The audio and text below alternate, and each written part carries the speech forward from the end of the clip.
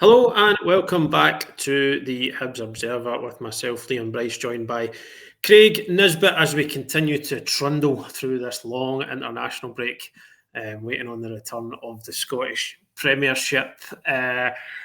So what we thought we would have a look at today is try and get into a bit more detail than sometimes we've got kind of scope for when it's in the thick of domestic action and games are coming thick and fast, and have a look at a sort of overview of Hibs from a tactical perspective this season. Specifically, that we've kind of had there's been a lot of kind of discussion online about David Gray's system and whether it's changed from last season at all. How much has it changed? What are those changes?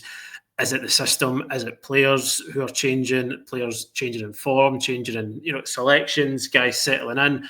So we thought we would have a kind of a dive into all these different elements and see how maybe they all play together. And just try to get to the bottom of kind of why it's maybe not quite clicking at the moment. Obviously, Hibs have only lost one of their first 7 Premiership games, but they've only won one of those as well. It's been a case of too many draws so far, and obviously going into the international break off of that Edinburgh Derby defeat puts a significant dampener on things heading into this weekend's game at home to Livingston. So before we get started, just as always, a word for our sponsor. The Hibs Observer is brought to you by S1 Jobs. If it's time to hand in your transfer request, then head over to s1jobs.com and upload your CV today. With thousands of jobs across Edinburgh and the surrounding area, you'll find the one at S1 Jobs. So start your search today.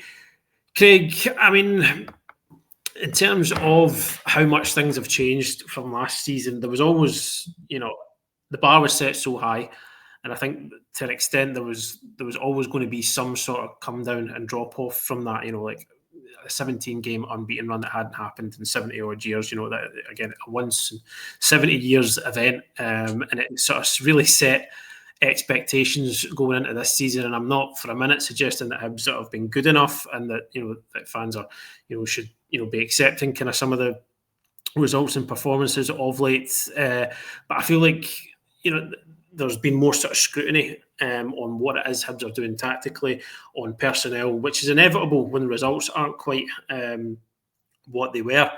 So I mean, I think maybe can we even start off and look at the sort of the most sort of tangible changes, and that is clearly in personnel before we even get into any sort of tactical elements that can be maybe a wee bit harder to decipher, things that maybe only show up in the stats. There has been a sort of significant turnover in important players, guys who are really, I think, integral to what Hibs was, to Hibs' success last season. So you look at Nectar Triantis, Lewis Miller's obviously moved on, Dwight Gale's retired. You look as well, you've got Mikola Kurevic, who, wasn't everybody's cup of tea in terms of being a prolific goal scorer, but there was a reason that David Gray continued to pick him every single week.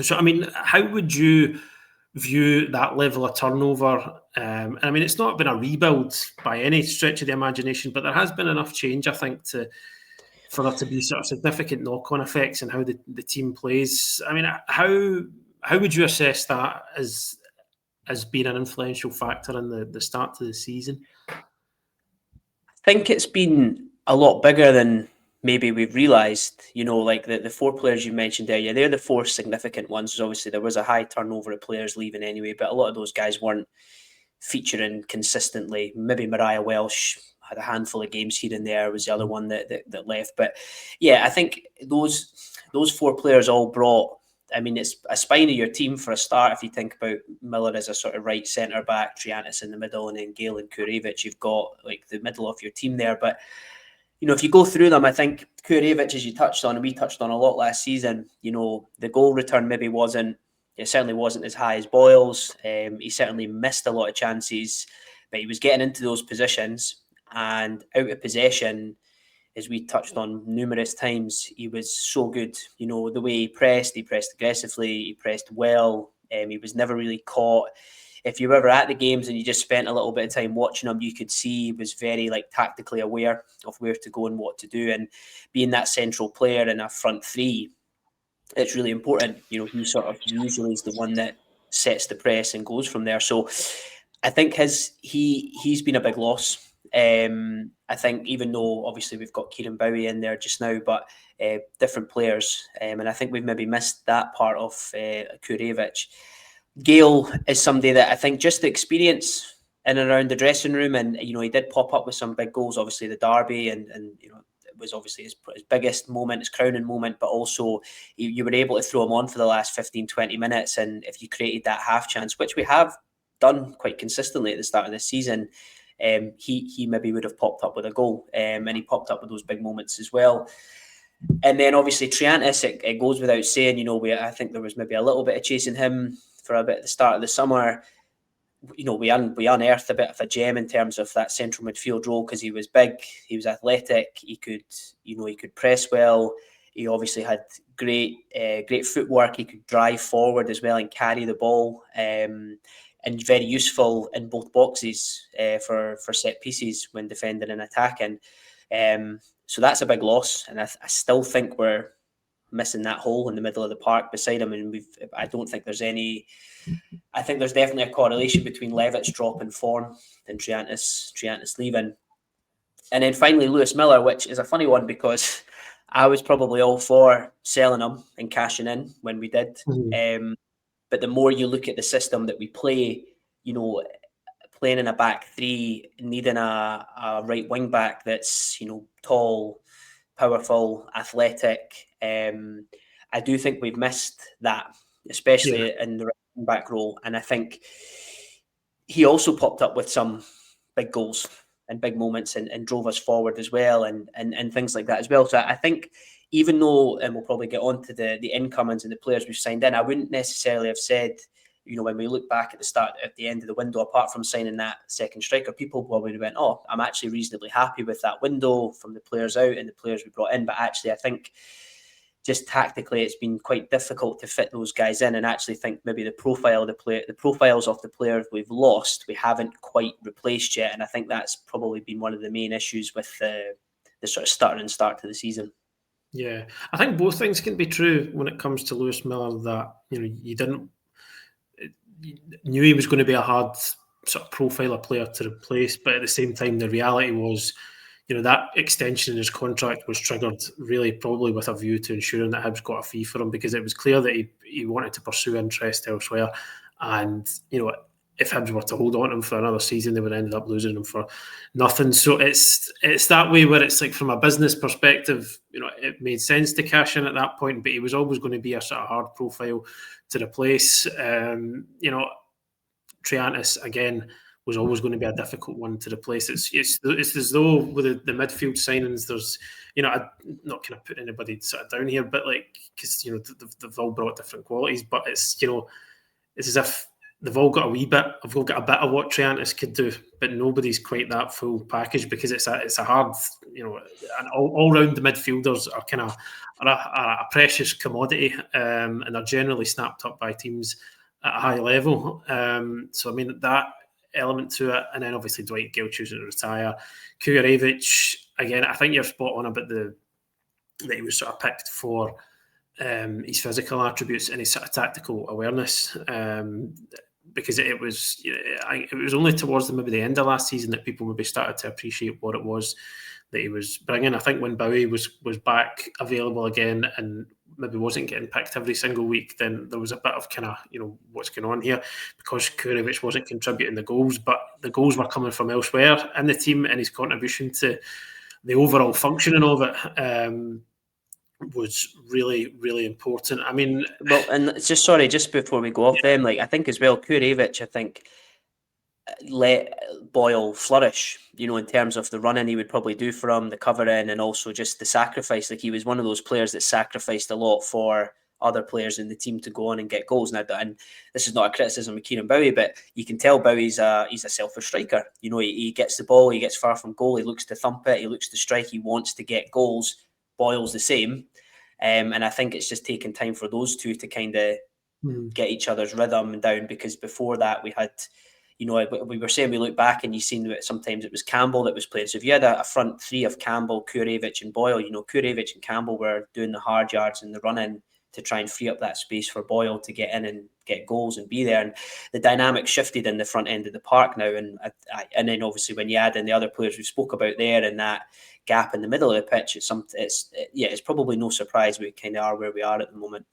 Yeah, that's true. And again, there's an element of guys who have come in, still adjusting to this to a new tactical setup, to new environment. So it's been a kind of combination of factors on the surface. At least if we try and have a look at it in a wee bit more detail, I think maybe where some people have maybe sort of been a wee bit disappointed at times is and certainly in big games last season, they kind of grew accustomed to Hibs being a sort of an aggressive front foot side, and I think maybe where some of as pertains to some of the stats at the moment, where that has sort of changed a wee bit. Actually, we'll get onto that in a moment. This is just a kind of a sort of an overview, if you like, of the expected goals for sort of plotted against the expected goals conceded for Hibs this season. So I mean, I think in the last two games you can see a bit of a drop off there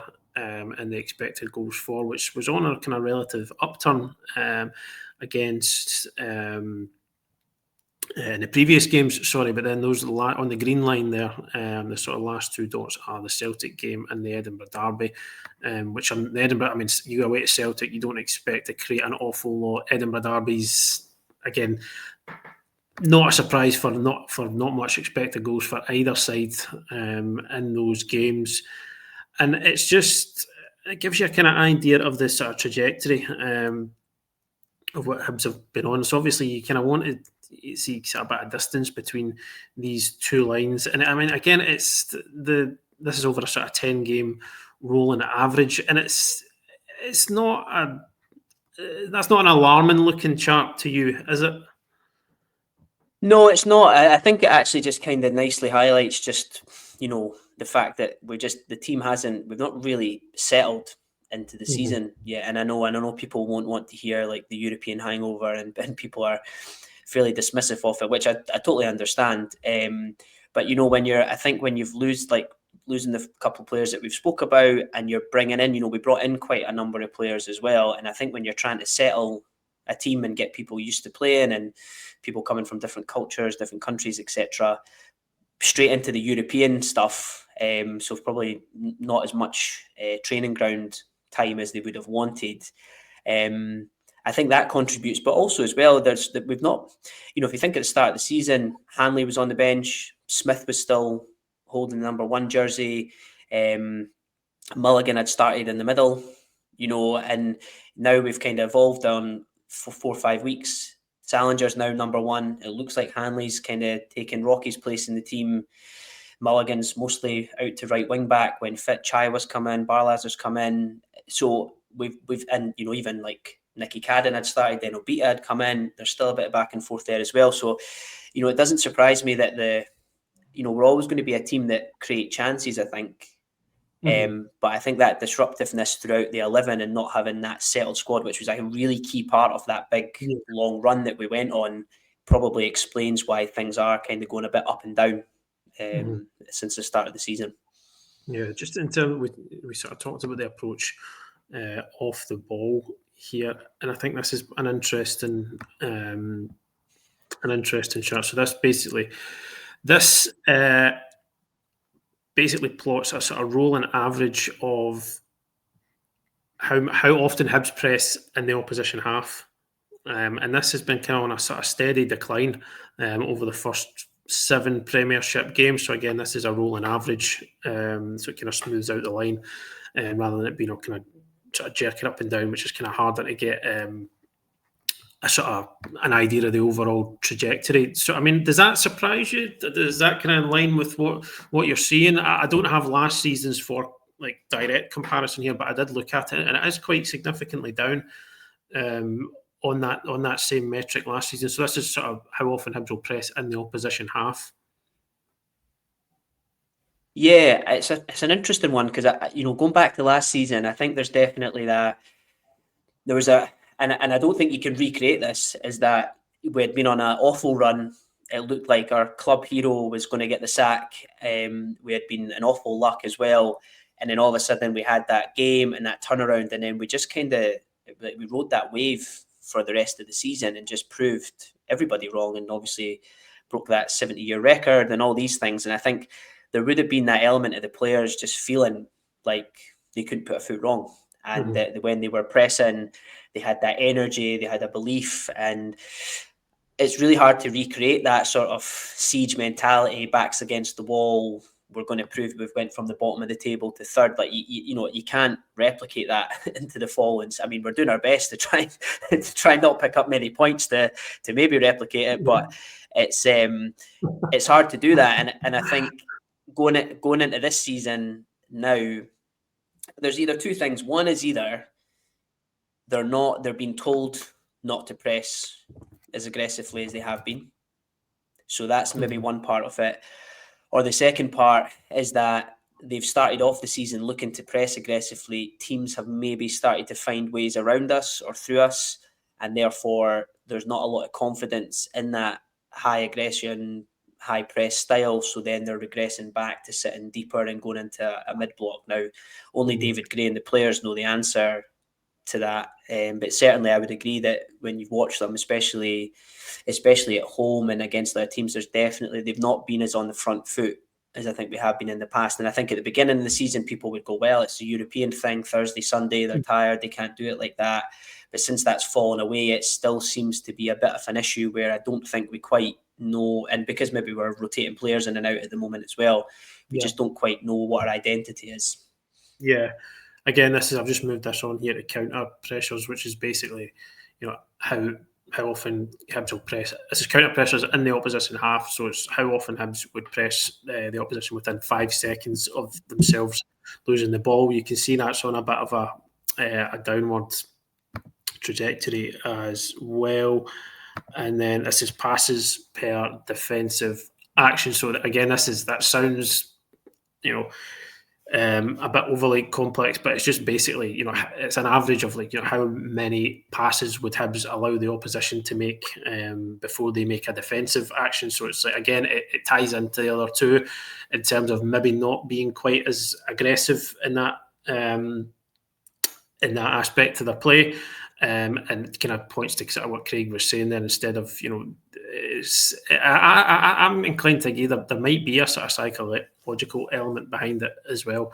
I think when you are maybe conceding goals a bit more regularly, and there's sort of, people are talking about your mentality, your psychological frailty, the way that, people were when Hibs were conceding those goals run about half time, and then obviously there was the stoppage time one in the Edinburgh Derby. So I mean, it could have some sort of subconscious effect on players at times where they are naturally become a bit more cautious. But it does kind of seem to point to not being as quite on the quite as aggressive off the ball. But again, it's multitude of factors. It'd be hard to really pin down exactly one, because we've talked about changes in personnel, changes in mentality. It could be a coaching instruction, but it's it's an interesting change at the very least, isn't it? Absolutely, and I think as well, I think we said on the podcast earlier in the season, Grays went from taking over, having that awful spell, and then ending up in this sort of 3-4-3, 3-5-2 sort of setup, and then doing what we did last season, which is amazing. And it would naturally be that there's expectation this season. Teams get better around you. Teams figure out ways to hurt you a little bit more. Players maybe don't perform as well as they had done in the previous season. So I do actually think it's probably a multitude of factors rather than just one main thing. But in terms of the tactic, the shape anyway, and certainly how we set up, we've recruited for that shape. Yeah, it looks like anyway. And I think so actually it's it would be tricky for, I didn't think there would be any changes certainly before the international break. I'll be intrigued to see if we do change anything ahead of the game against Livingston. I very much doubt it. But I wonder if that's been on his mind a little bit about, I know you put out an article about that as well, about potentially changing the shape and not necessarily changing the principles of play, which would be high aggression and pressing and trying to win the ball back. But certainly it looks like either Gray's moved away from that as a style, or the players are being told to do that, and they've just not got the confidence to do it, because it's risk aversion, isn't it? They go, I better not go and hell for leather press that ball in case it gets popped round me and they're in behind us and then we concede again. And that's what it is. And naturally you just start to sit off and sit a bit deeper, which then has that kind of counter effect on you. Yeah, that article about the potential change of shape, I sort of started writing it with the sort of idea of like, okay, could this be changed? Could it work? But then the further you got into it, you know, it comes back to what you said there. The recruitment has been done pretty much with this current shape in mind, and it would make any change, I think, quite difficult, because I don't think there's a great. I think particularly if you're going back to a system that relies on wingers, there's not a huge amount of options. Obviously, it would probably benefit the likes of Nicky Cadden. But then what do you do if you're going to like a front three or like a 4-2-3-1? Like, are you moving Martin Boyle back out to the right wing? But, you know, there was so much discussion last season about how the change in role for him was what kind of revitalised his season, because he looked kind of really off form on that right flank. Who knows if he'd be able to, you know, to rediscover that. And then on top of that, not too many alternatives in terms of players that you would play as wingers. You know, Ellie Yuan is still a part of the squad, but, you know, we kind of don't really know what's going on there at the moment. He had that problem with his ankle, but he has been training. He's not really been involved. So again, it's very much a squad that's been put together with this system in mind, and it would make any change to that, for example, to like a 4-3-3, it would be pretty difficult, I think. Yeah, and I think there would be, you know, obviously in terms of your centre halves, you'd probably want Hanley in there. You probably then, for the left sided, if you are going to pop the ball out from the back, that looks like we will, because we've got Salinger who can play. You probably would want Iredale, so then you're leaving out O'Hora and Rocky, which, you know, is quite, you know, two big players to be leaving out the team. And then you have Nicky Cadden's further up. Obita comes back in, which is fine, but then you've got the kind of problem at right back, because I don't think you want Mulligan as a right back. You could obviously put Chris Cadden in there. Obviously Megwa could slot in there, but it starts to become square pegs and round holes a little bit. And you're right, the front part of the pitch at that point also becomes a wee bit more complicated. I mean, you could adapt it in some ways. You know, you could say, right, on the left side, we kind of play a bit slanted, where Nicky Cadden, you know, we want him to stay high and wide for his crossing. Obita doesn't maybe push forward as much. But on the right-hand side, we're saying, right, Mulligan, we want you overlapping Boyle, and Boyle, we want you to come inside, and maybe we play with a two in midfield that sit a bit deeper. You could Levitt and Barlaza, for example, and say, right, we want you guys to stay deep. And then have, you know, so I think there's probably ways to do it, but it's one of those, it's a big kind of roll of the dice, and you'd have to stick with that, and you'd have to give the players time. And I don't know if that's in the best interest yet to change to that, but it is something we could potentially. I feel like that'd be too drastic a response to the start of the season, because I kind of, it's obviously when you got an international break on a bit of a downer after, you know, the Edinburgh Derby defeat, it is probably tempting to call for for everything to be ripped up and started again. But it's been a sort of indifferent in some ways, and in some ways poor start to the season, but it's not quite the sort of disastrous levels that we saw last year. Well, at least not yet, anyway. But I think, I mean, I'd be surprised if it got that bad, genuinely, with this squad and this manager. But I thought what we could do almost to finish up is maybe take a sort of more, you know, if you're not a fan of the lines on charts and expected goals and all that, and I'm aware a lot of people aren't, so apologies for all that if you're one of those people. But to just take a sort of more practical look at how the team has been shaping up, just giving Craig a moment here for a quick costume change. And then we'll have a look at that. There we go. Right, Matthew, I'm going to be the tactics board. So this is how Hibs have been shaping up for much of the season. And one of the kind of things that people have been talking about is has this been tweaked? Has it been changed? Has Gray moved away from the system that was so successful last season? So are you able to answer that question at this point? Is it a yes? Is it a no? Is it a somewhere in between?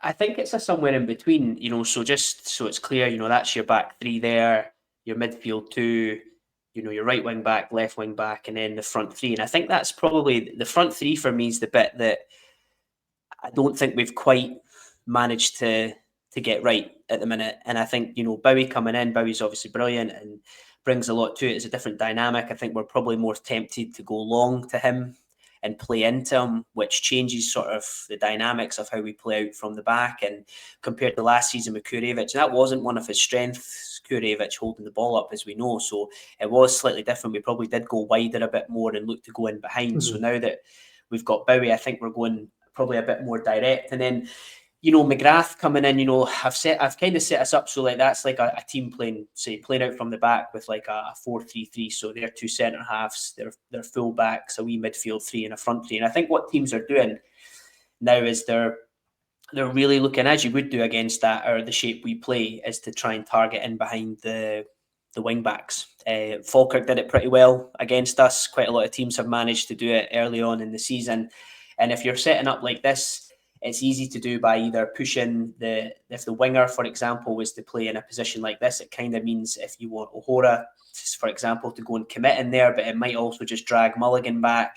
You could also have a midfield runner in there as well. So it tends to mean that your back three become pinned and then your wing backs start to tuck in a bit more as well. And that maybe goes back to some of the things you showed about, you know, letting passes happen in that opposition half rather than being on the front foot and pressing. I do think the start of this season, because we've rotated Mulligan in there, Chris Cadden's been in there, I don't think we've got that right side sewn down. And also on the left, Nicky Cadden, there was a couple of times where he was really caught out defensively and teams going in behind us. And even though we did try and, you know, mitigate that with Obita in there, it was still leaving like a big clear path for teams to go down. And I think that's been a big problem. But with the front players, last season, I think we were pretty much, when we pressed, we were more like that.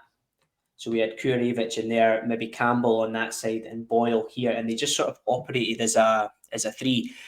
And I think they did it really, really well. So if that ball kind of went out towards here, we maybe would have seen Nicky Cadden or Obita pushing up, and the team would have kind of all shuffled round across, and we would have really forced teams out. Whereas now, I kind of feel that when the ball's going out to that position, we're kind of neither here nor there. We're sort of caught in between where the wing back's high, but maybe not pressing. There's maybe a bit of a reliance on, say, that McGrath going out to pressure here. If then the ball's moved back around, I do think between Bowie and Boyle, they've just not really managed to get in sync very well. And I think teams have just moved the ball quite comfortably around us. And we've just not really had that desire to chase back and work. I do think Bowie and Boyle want to play more as a two like that. And I think the game against Falkirk, when McGrath was in this sort of central position, I think that's when, attacking wise, we looked our very best. I thought that's when he looked like he was able to create, and he looked like he was able to make an influence on the game. And he obviously did that with his goal. But when you're out of possession, then if a team plays around you, there's a big reliance, especially if your wing backs have been pinned. There's a big reliance on either your midfielder here or that forward player to get back in and defend, to almost then become a four and then leave somebody up here. And I do think on both sides, I think Boyle really struggles to do it, to get back in. I think there's times he cheats to try and stay up, and then we get caught down that position. And for Bowie as well, it's just, I don't think it's in his wheelhouse to drop into that area. So then you're relying on, say, McGrath on the other side. Quite often, I think, like if it's Levitt or Barlas or Chaiwa, they're then getting pulled right across, which then we're not filling in those spaces, and it's just leaving little pockets of space across the pitch that players are just picking up the ball. And I think probably I'd like to think over that over the international break, that the thing they've maybe knuckled down, I know it would be difficult with some of those players away, is we really need to reset our press. We're either going to press or we're not. We're just going to sit off and we're going to sit in that low block and we're just going to look to counter-attack. And if that's the case, that's what we need to do. And we should then see that chart continue to go down. Because I think at the moment we're in a bit of a halfway house. I think in the European games, we sat in that deeper low block to sometimes our advantage. But then when we're at home, I think we've sat off too much and we've given teams a bit too much respect, and then we're not able to capitalise on that. So I think it's kind of we're caught between those two systems, and I think the better teams and the best teams are able to kind of dial up and dial down their approach to different games, and I just think we've not quite managed to get that yet with the personnel and some of the other factors that we've spoke about. Yeah. So do you see these as kind of real sort of fundamental flaws in the system now, or more like maybe like a series of just kind of smaller issues that are feeding into one another? Yeah, I think, as I said, I think we need to. I think we need to stick with it, because I do think it does suit us with the personnel that we have. I think we've had a couple of wee knocks and injuries and niggles here and there, which probably haven't helped either. But I think we really need to nail the colours to the mast a little bit and say, right, injury dependent, Mulligan is our right wing back, and that is where he's going to feature this season. Chaiwa and Barlaza, they are going to be our two in here. McGrath, and then obviously McGrath is going to be, we're going to play like this. But again, like on that, if you do play McGrath central and you see you've got Bowie and Boyle here, and we've probably seen this against Falkirk, they did it quite well, is you're asking it's a big run out wide for Barlaza or for Chaiwa on those sides, and you might get one or two in there. But as I said, if you get across, and we said about Chaiwa, if the ball comes out to here, he is very keen and very eager. But if somebody then goes past them there, quite often we're left in a position like this. And, you only really need even just one forward player to just pin your centre halves. If you've just got one like that and another one in here, they can't step out and suddenly you're attacked. So I do think, it's probably more that I do think the front three, we need to work out what we're doing and start to work on that. If it is going to be Boyle and Bowie and what we do with them out of possession. And then I think it has to filter back to the two midfielders and go, okay, if that first line of press is beat, this is what we do and this is how we push out and this is where we go out of possession. So I do think it's the front three, and then the impact, the knock on that has on the midfield too. And then obviously then it starts to impact the back three, because one of the big things the back three have to do, if it's like O'Hora, for example, and I think he does this quite well, is if a striker pulls into a position like that and it leaves that space in behind, we need him to go and win the ball. And obviously that, and he does do that really, really well. And that's how, our goal from against Falkirk came, for example. But obviously, if he does that, if he's relying on doing that all the time in a game, it's inevitable that at one point you're going to get turned and you're going to go. And I think it should be that our shape means that him and Iredale, for example, don't have to do that absolutely all the time in every attack. And I do think that we're just kind of getting pulled apart. Our midfield two and our front three are just kind of, it's not really working, and teams are playing through us quite easily, and then they're getting round us. And obviously, listen, the games against Celtic and Hearts, they were two pretty solid defensive displays. Obviously the Hearts, the goals, super frustrating. But I don't think that was anything tactical that cost that goal. I think we spoke about it. I think that was personnel and concentration, and players letting themselves down at a crucial moment. So again, that's why it's like not throwing the baby out with the bathwater, I think, with the shape, because I think if there's a bit more consistency, I think we'll be all right. Yeah, I think that's very nicely summed up by the Talking Tactics board. I'll come back on. Yeah. There we go. And he's back. There we go. Seamless. So, yeah, folks, hopefully that was insightful. I know certainly from Craig's perspective, it absolutely was. Just to get a wee sort of deeper insight into where things maybe haven't quite clicked for Hibs this season. And as Craig said earlier on, it'll be interesting to know if there's any tweaks or changes by the time Livingston come to Easter Road on Saturday. So we'll be building up to that game across the rest of the week, press conference on Friday, and obviously a usual match day coverage on the day. So do keep an eye out for all that as well. But just now, folks, we're going to leave it there. Thanks very much to Craig for joining us and for his insight into Hibs' current issues. Hopefully they can be resolved over this next run of games and the season can take on a bit more of a positive complexion. So we'll see how that goes. But for now, folks, thank you again for joining us. Enjoy the rest of your week and we'll speak to you again soon. Cheers.